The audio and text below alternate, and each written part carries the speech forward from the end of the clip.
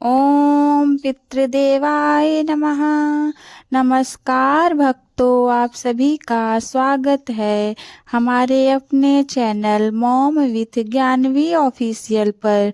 और आज हम सभी सुनेंगे चैत्र मास की अमावस्या व्रत कथा। चैत्र मास की अमावस्या को चैत्र अमावस्या कहा जाता है। इस दिन पितरों के निमित्त दान तर्पण इत्यादि कर्म किया जाता है। मान्यता है कि पितरों के नाम से दान तर्पण श्राद्ध इत्यादि करने से पितृ प्रसन्न होते हैं और अपने परिवारजनों को आशीर्वाद प्रदान करते हैं। जिन घरों में पितृ आशीर्वाद देकर जाते हैं उस घर में सदा सुख समृद्धि का वास बना रहता है। पितरों की नाराजगी से बड़ा भारी पितृदोष लग जाता है।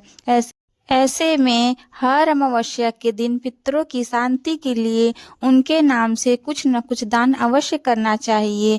अमावस्या की पूजा कोई भी कर सकता है, कोई भी इस दिन उपवास रख सकता है। अमावस्या के दिन कुछ बातों का विशेष रूप से ध्यान रखना चाहिए, जैसे कि अमावस्या के दिन किसी दूसरे के घर का कोई भी मीठा भोजन या मिठाई नहीं खानी चाहिए।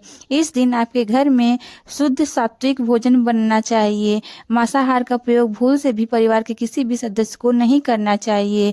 इस दिन नाखून, बाल इत्यादि भी नहीं काटना चाहिए। और अमावस्या के दिन आप अपनी सामर्थ्य अनुसार कुछ न कुछ दान अवश्य करें। हो सके तो किसी पवित्र नदी में स्नान अवश्य करें, नहीं तो घर भी गंगा जल मिलाकर स्नान किया जा सकता है। आज की वीडियो में मैं आपको सुनाऊंगी चैत्र अमावस्या की व्रत कथा। जो लोग उपवास नहीं रख पाते उन्हें भी आज के दिन चैत्र अमावस्या की व्रत कथा सुननी चाहिए। इस कथा को सुनने से अमावस्या माता का भी आशीर्वाद प्राप्त होता है। अमावस्या के दिन पितरों की शांति के लिए मुख्य रूप से पीपल की वृक्ष की पूजा की जाती है। पूजा करते समय वृक्ष को छूने से ज़्यादा बचना चाहिए। साथ ही वृक्ष की जड़ में मीठा जल अर्पित करके कोई भी फल या मिठाई वहां पर अवश्य रखें। पीपल के वृक्ष के नीचे बैठकर गायत्री मंत्र का जाप यथासंभव करना चाहिए। ऐसा करने से पीपल के वृक्ष में वास करने वाले देवी देवताओं के साथ साथ पितृ भी प्रसन्न होते हैं और आपको जो भी कामना है उसे पूर्ण करते हैं। आइए आज सुनते हैं चैत्र अमावस्या व्रत की कथा। और कथा प्रारंभ करने से पहले आप सभी से अनुरोध है, अगर आप हमारे चैनल पर पहली बार इस वीडियो को देख रहे हैं तो आपसे अनुरोध है कि चैनल को सब्सक्राइब करके बेल आइकन प्रेस करना मत भूलिएगा। चैत्र अमावस्या की पौराणिक कथा के अनुसार एक बार एक नगरी में एक राजा रहता था। उसकी प्रजा, उसका परिवार बहुत ही खुशहाल जीवन बिताते थे। राजा की पत्नी बहुत ही धार्मिक विचारों वाली थी और अपनी प्रजा को खुश देखकर वह भी प्रसन्न रहती थी। राजा के महल के सामने ठीक एक साहूकार की हवेली थी। रानी और साहूकार की पत्नी आपस में बहुत ही अच्छी सहेलियां थीं और एक दूसरे से बड़े प्रेम पूर्वक बातें करती रहती थीं। एक दिन की बात है, साहूकार की हवेली से साहूकार की पत्नी की रोने की आवाज़ आई। रोने की आवाज़ सुनकर रानी ने राजा से इसका कारण पूछा तो राजा ने बताया कि हे रानी, साहूकार के पुत्र की मृत्यु हो गई है। इस वजह से साहूकार की पत्नी दुखी है और दुख के कारण वह रो रही है। इस बात को सुनने के बाद रानी कहने लगी, हे महाराज, आखिरकार ये दुख क्या होता है और साहूकरनी क्यों रो रही है। यह बात सुनने के बाद राजा को तो समझ ही नहीं आ रहा था कि वह रानी को किस प्रकार समझाए कि दुख क्या होता है, क्योंकि रानी ने तो कभी दुख देखा ही नहीं था। तब राजा रानी से कहने लगा कि हे रानी जी, जिस दिन तुम्हारे पुत्र की मृत्यु होगी उस दिन तुम्हें पता चलेगा कि दुख क्या होता है। राजा ने कहा, हे रानी, यदि तुम दुख का अनुभव करना ही चाहती हो तो अपने पुत्र को मार दो, तब तुम्हें पता चलेगा कि दुख क्या होता है। यह बात सुनते ही रानी ने पुत्र को महल से नीचे गिरा दिया। अमावस्या माता की और भगवान शिव की कृपा से रानी का पुत्र किसी ढेर पर गिर गया, जिसके कारण उसे बिल्कुल भी चोट नहीं लगी और वह ठीक रहा। पुत्र को सही सलामत देखने के बाद अब रानी ने फिर से वही प्रश्न राजा से पूछा। तब राजा कहने लगा कि रानी देखो, पड़ोसी राज्य से हमारा युद्ध हो रहा है। मैं उस युद्ध में अकेला लड़ने जाऊंगा और जब मेरी मृत्यु की खबर तुम तक पहुंचेगी तब तुम्हें एहसास हो जाएगा कि दुख आखिरकार क्या होता है। राजा युद्ध के लिए चला गया, परंतु भगवान और माँ अमावस्या माता की कृपा से वह इस युद्ध में जीत गया। राजा सही सलामत विजय होकर अपने घर वापस आ गया और मन में सोचने लगा, आखिरकार ऐसी क्या बात है कि वह रानी को दुख का एहसास ही नहीं करवा पा रहा है।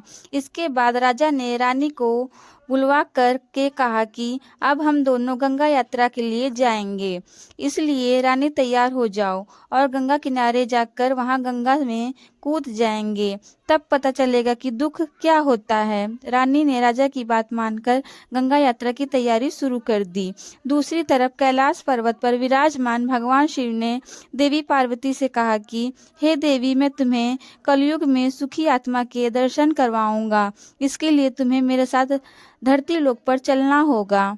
भगवान शिव की बात सुनकर देवी पार्वती ने धरती लोक पर जाने की तैयारी की और ऐसा कहने के बाद भगवान शिव ने बकरा का और माता पार्वती ने बकरी का रूप धारण कर लिया। इसके बाद वह नदी किनारे घास चरने लगे। वहीं पर वह राजा अपनी रानी के साथ गया। राजा और रानी वहां बैठकर भोजन किया और एक पेड़ के नीचे बैठकर विराम करने लगे।